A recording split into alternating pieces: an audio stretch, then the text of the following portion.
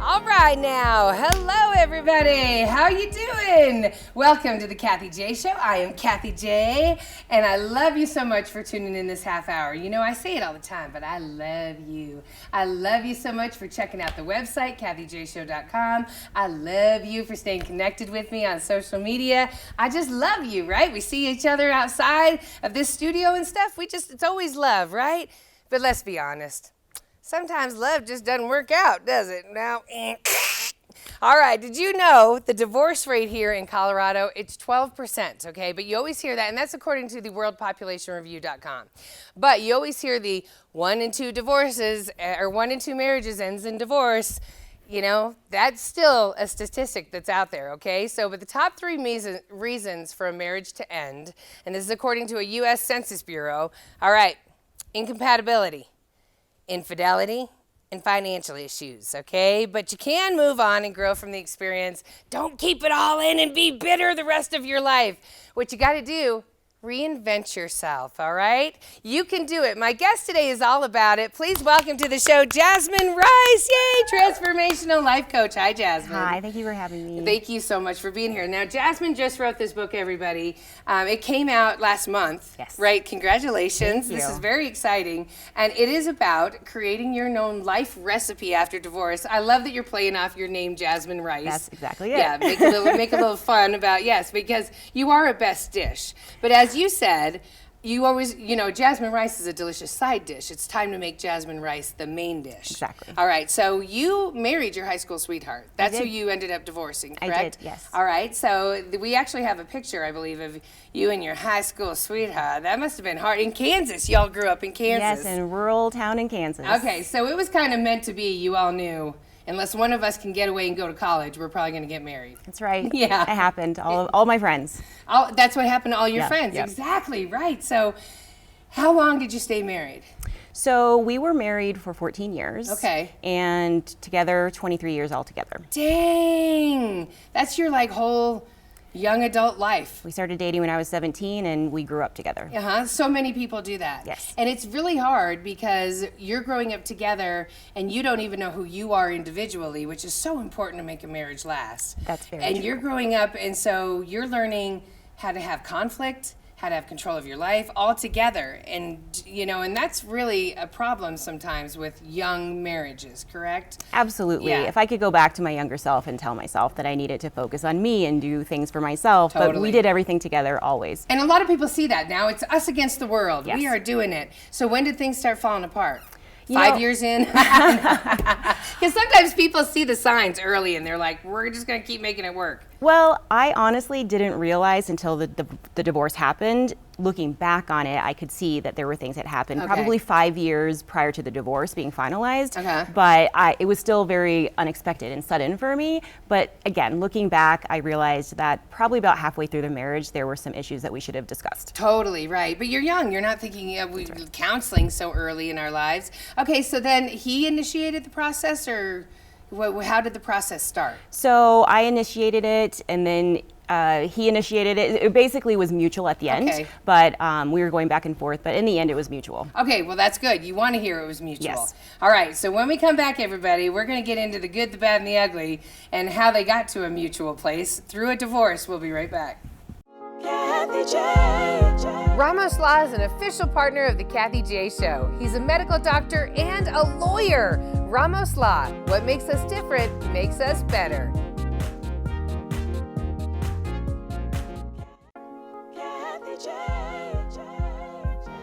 Welcome back to the show, everybody. So today we are talking about divorce, the D word, and I'm here with Transformational Life Coach Jasmine Rice, who is telling us her story, as well as the fact that she wrote a book about how to reinvent yourself after a divorce. It's very important to have to find who you are after a divorce, especially you. You grew up with this person. Yes. Like, this was the only person that you'd had relations with, and him with you up until the end, so everything you're doing, you have to re-find who you are. Was it civil when you guys divorced? It went back and forth. And did it? Did you put turkey meat in his jacket pocket that he would find in the summer? I know someone that did that. That's why I asked. Because it can get really bad. Because all these different buttons are being pushed by someone that you once loved and shared your most intimate moments with. Yes. Yeah. So how did you work through it when you were, so it was civil and not civil. How'd you process it? How'd you get through it? Well, in the beginning, I cried and I drank a lot of wine. Yeah, so amen. That was normal. I think that's normal. And then I was reading every self-help book I could find. You did do that? Yes, Okay. yes. And I was listening to podcasts about life after divorce. I'm gonna be okay. Yes. Right. So I did all of those things in the Okay. beginning. Yes. And it took a while. Okay. And then did you get sick of people telling you, well, when I got divorced? Why do people share their stories? Should they share their stories? Well, all of our situations are different. Exactly. So it doesn't matter. Right. And plus, I don't need you telling what my heart feels. Exactly. Right. I know what it's feeling. Right. Okay. All right. So when did you realize I can coach people through this?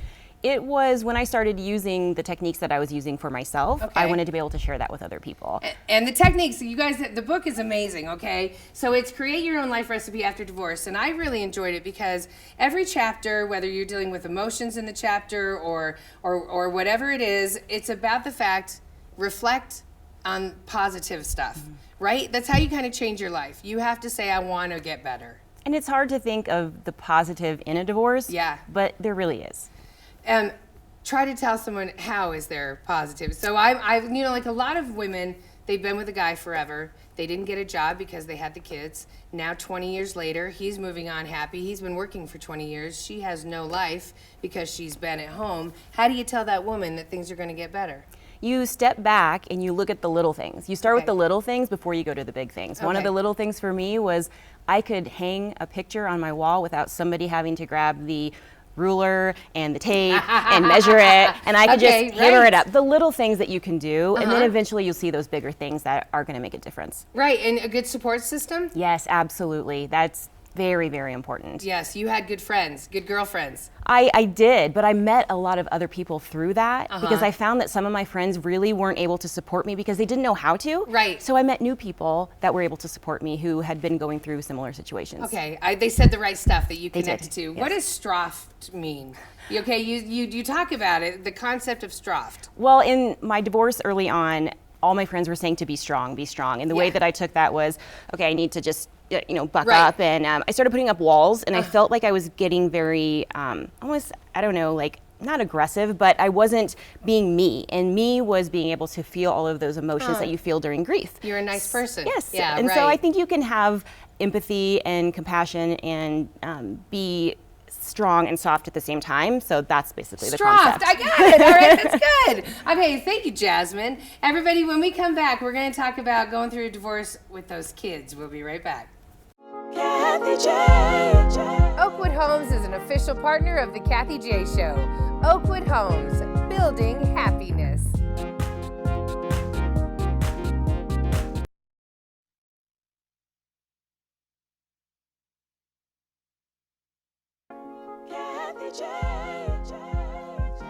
Hello, everybody. Thanks so much for watching this past half hour. So we are talking about divorce with Jasmine Rice. She wrote a book on it. She's gone through it. She has come out of the fire as the rising phoenix, everybody, and she wants you to do the same. When it comes to the divorce when the kids are involved, how much do you put those kids into the middle of the divorce?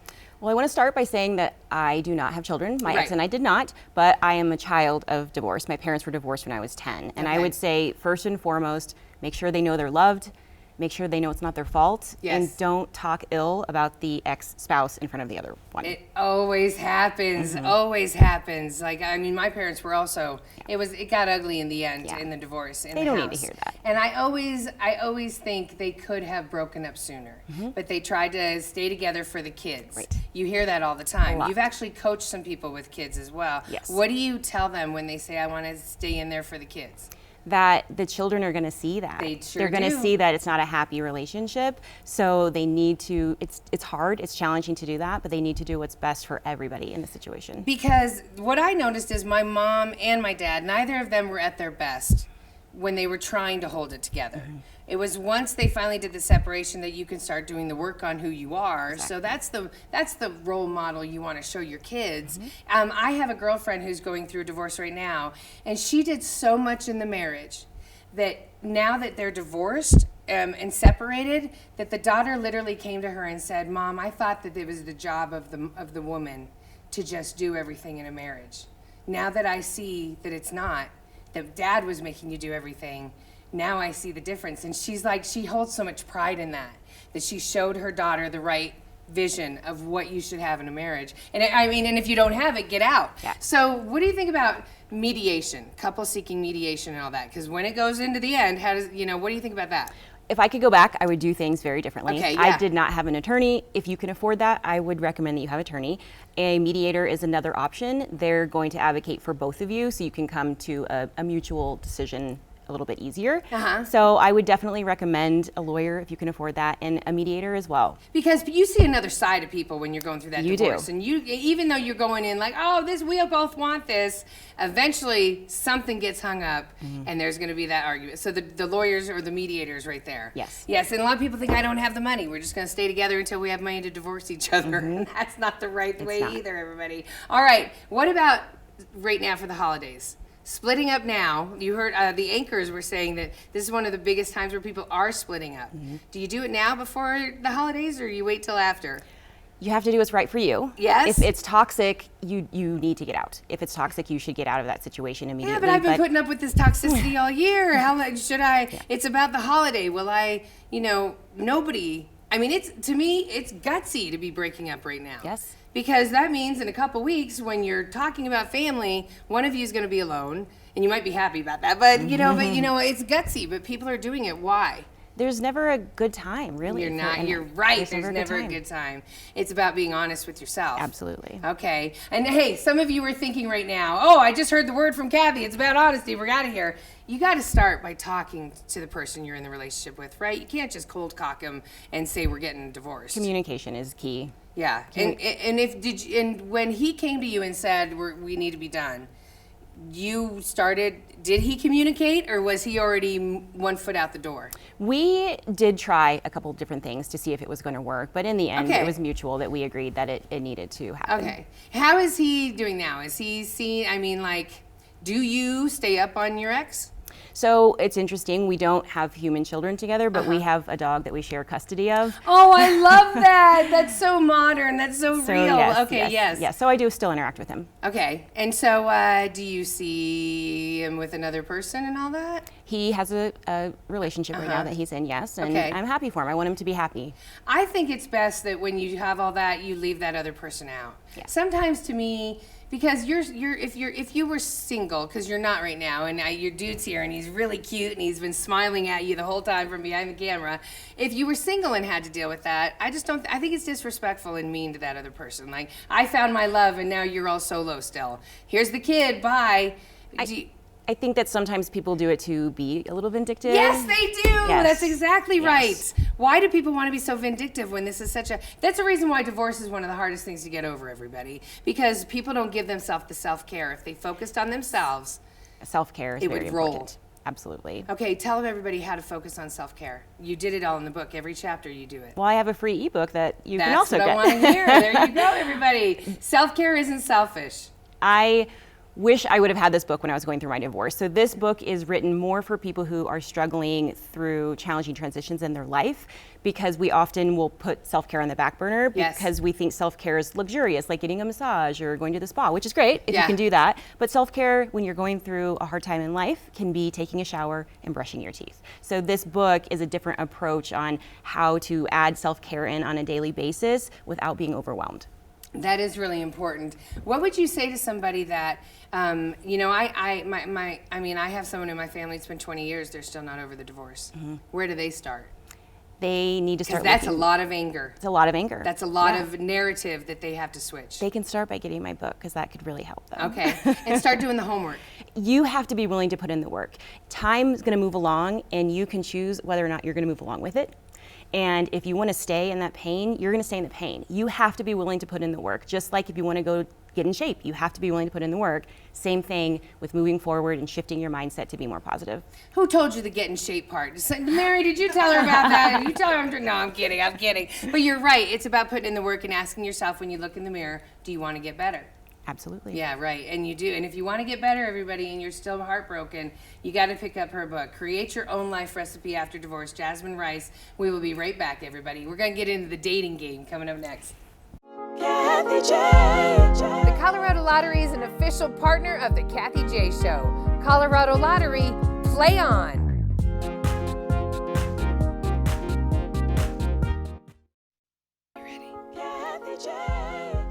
Welcome back to the Kathy J Show, everybody. Okay, so we have Jasmine Rice here, and we've been talking about divorce, the good, the bad, and the ugly. A lot of it's ugly. The only good is when you yourself find the good in yourself and get back up and find out that you have a life left. The first step when you're trying to get back into dating, Jasmine, this is funny. Okay, so how do you get back into dating after a divorce? You had never dated anyone. I mean, you went from high school right with this guy for 23 years. What was dating like when you got back out there? Well, there weren't dating apps when I was in high school, right. So very, very different. And I wish I could say it's going to be on day 183, you're going to be ready to date again, but right. It's so personal. It's so individual because some people might be ready to date because they were done with the marriage a long time ago, before the papers were signed. Right. So they're ready to date, a month after, when somebody else might be not ready to date for a year. Men! Yeah. Usually it's the man that can move on faster than all of us. Yeah, right. So, okay, so when you started dating, what was it like? Awkward, strange, weird. You said you had to compromise on your list of what you thought you wanted and didn't want. Well, I don't think I really compromised on what I didn't want. I knew what I didn't want. Yeah. That was what was important. That's how I go through life. Yes. I know what I don't want. Yes. Yeah, I'm pretty open to a lot of stuff, but I know what I don't want. Yes. Okay, and so you dated for a few before you found Cutie Pie sitting over here behind the camera. Yes, I did. And again, it was a learning experience, right. And that's how I viewed it. It was a learning experience. And I had people telling me I should be dating a lot earlier than I started. And I think just listen to yourself. When right. you're ready to date, you'll know. Right. You know what? And that's the thing. You can't be J-Lo and keep jumping guy to guy. She finally took her break. She was on her own, and then she was healthy enough. And I just love her and Ben Affleck back together, don't you? Okay, but anyways, the book, everybody, Create Your Own Life Recipe After Divorce. This is the book, everybody, and tell everybody how they'll use it and how it'll help them through. So when I was reading all of my self-help books and listening to everything, I got frustrated because I felt like they were contradicting themselves. Yes! All of them. This yes. one said to do this one said to do that. So I realized you can pick and choose what's going to work for you, and you can create your own recipe. Just like in life, when you're in the kitchen, you can add in your own spices. And yes. that's the same with my book. So it walks you through, each chapter is a different ingredient, and you can pick and choose how to create your own healing recipe after a challenging time in your life. I love that. So it's all part about the transition. Yes. Don't think of it as a divorce. Think of it as a transition. That's also one of your big tips. Into your next chapter. Into your next chapter, everything. And then the things that you'll learn a lot about yourself, obviously, will then help you with any chapter. Absolutely. I love that. Yes. Okay, so is there anything else you want to tell everyone about if they're home right now and they are still bitter from a divorce, or there's still unresolved issues, or maybe they're about to get into it? What do you want them to know? It's hard, and I don't sugarcoat Amen. it. It's hard. It's really going to be hard. A lot of the firsts are going to be hard, but keep moving forward. Keep working on that self-care, those little things that you can do on a daily basis, and you're going to get to learn so much about yourself. I've learned so much about myself in these past 3 years. I just never knew. But just keep moving forward. Get up each day, take those deep breaths. What about when you get that anger in your head and you see his voodoo doll and you just want to keep stabbing it? What happens about that? Some people can't get the words or the feeling or that emotion of sickness out of them. Anger is one of the stages of grief. It's natural. You should feel anger at some point. When it gets destructive, that's when it is not good. But allow yourself to feel that a little bit. Yes. But if you get stuck, that's when a coach can really help you. If yes. you feel like you're stuck in one of those stages, a therapist or a coach can help you move out of that stage and on to the next. And if a therapist doesn't, find another therapist? I would say yes. Because it's not doing you any good to hold on to that anger. Absolutely. It's just a cancer that's you're eating away at you, right? Yes, yes. Okay, all right. So find another therapist. If not, you can always find an ebook, everybody. You can always do that. Good things are definitely going to come. Yes. And that's your website, right? Yes. Tell everybody what it is. goodthingsaregonnacome.com. You can find all my social there. I'm on Facebook and Twitter and Instagram, and all information about coaching and working with me, and a link to purchase my book as well. That's amazing. That's awesome. Okay, so one last thing I wanted to ask you. What is Jasmine Rice's dish right now? Obviously you've turned yourself into a transformational coach. This is amazing. Yes. Well, I'm still tweaking it. And I think that that's something you'll find in my book as well, is you are going to be tweaking your life recipe as you move on. You're not the same person today that you were when you were 21. Yeah. And you're not the same person today that you're going to be in 5 years. And Yes. so I'm trying to stop looking ahead so much because I did that too much in my marriage. Okay. So I'm trying to live in the moment, be in the present, and love who I am today. That's awesome. You're absolutely right. And a foundation for your next relationship, it was you had to have that communication first. Is that it? Communication and knowing myself. That's exactly right. Yes. You got to know yourself, everybody. So to connect with Jasmine, everybody, I want you to find her again, Jasmine Rice, and you can find the website one more time. Goodthingsaregonnacome.com. Amen, everybody. Have a good one. Remember, they're going to come. You just have to work for it. See you later, everybody. You can also find